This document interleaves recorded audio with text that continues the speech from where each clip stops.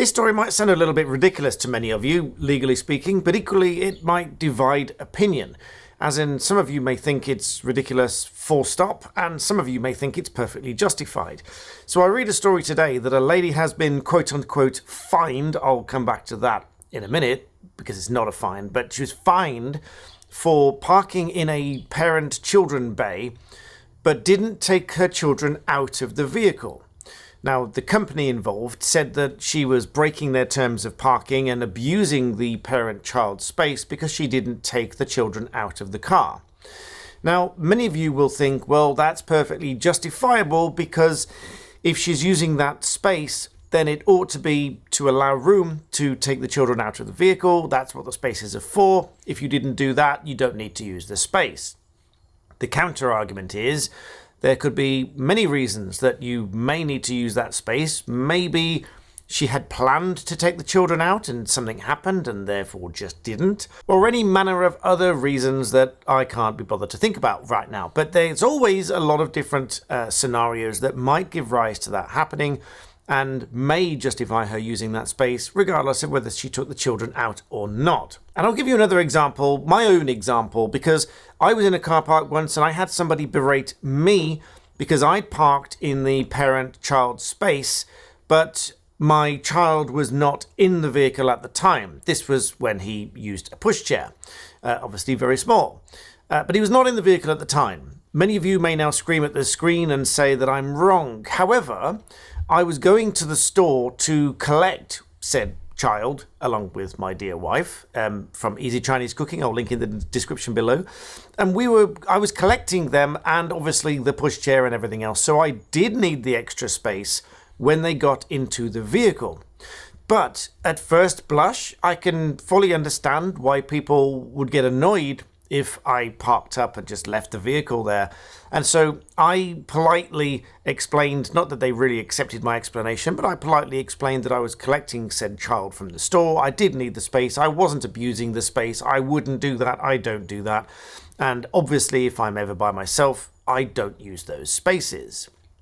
It's a bit like people using disabled spaces when it's actually somebody else's disabled parking badge and it's not theirs. That's a whole nother topic, which is a whole different level of wrong. But in this situation, scenario is the lady parks in this space with the child in the car, but doesn't take the child out of the car. Let me know in the comments what you think. Is that okay? Or are you jumping the gun if there might be another reason that you don't yet know? Because there's always a possibility of another reason that you don't yet know. But coming full circle, the reason that this is questionable, to say the least, legally speaking, not least of which because the article said that it was a fine, which it isn't, because it was referring to private land, and a private company cannot fine you. Whilst they can issue you a parking charge notice, which I will explain, but they cannot fine you. Many people believe that they get a fine, quote unquote, and even the newspapers report it as a fine, but it's not. A fine is something that it's a penalty. It is a civil penalty, or sometimes by way of a criminal penalty as well, but it is a civil penalty that you must pay. Now, must you pay a parking charge notice, which is what this article was referring to? Well, that depends, because they have to prove that you've breached a contract with the parking company, regardless of whether you've paid for the service or not, because you're using that space and therefore agreeing to comply with the terms and conditions of parking, regardless of whether you actually paid for it or not, because your consideration is the parking.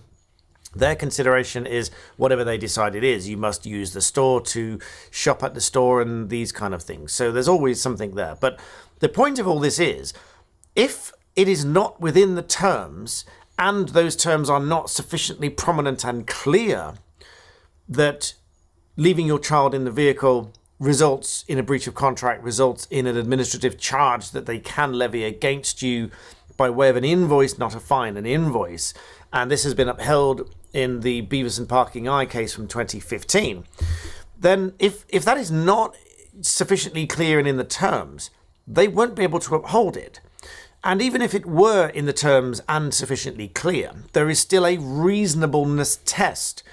is it a reasonable term within the terms and conditions of parking? So, for example, if the term said, if using these bays, you must take the child out of the vehicle, for example, then there's a question over whether that is reasonable. I haven't even really considered that yet. It probably is reasonable, to be fair, but that's essentially up for debate, unless there is a specific rule, which I don't think there is, or certainly not law, or a specific precedent set by a court that is reasonable or unreasonable, which I don't think there is.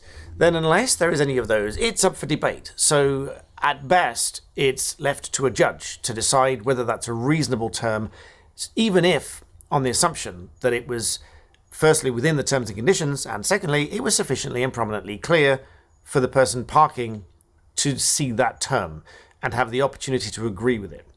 There are lots of issues that come up like this with parking and whether these terms are reasonable and fair and so on. One of the very frequent ones, just to round this video off as a bit of a bonus at the end, if you're still watching me, well done. But a bonus for the end, some people when they drive into a car park either don't find a space or decide against parking or realise it's the wrong car park or realise that it's too expensive or any one of a number of reasons that they decide not to park and leave.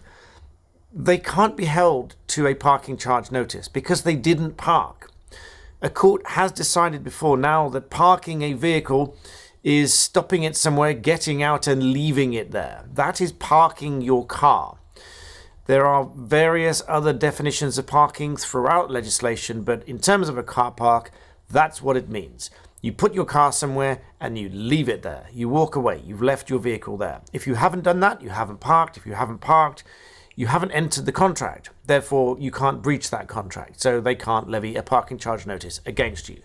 I hope that's useful. I don't know what you think about that one. It's probably going to divide people. I can see both sides of the argument. Let me know what you think in the comments below.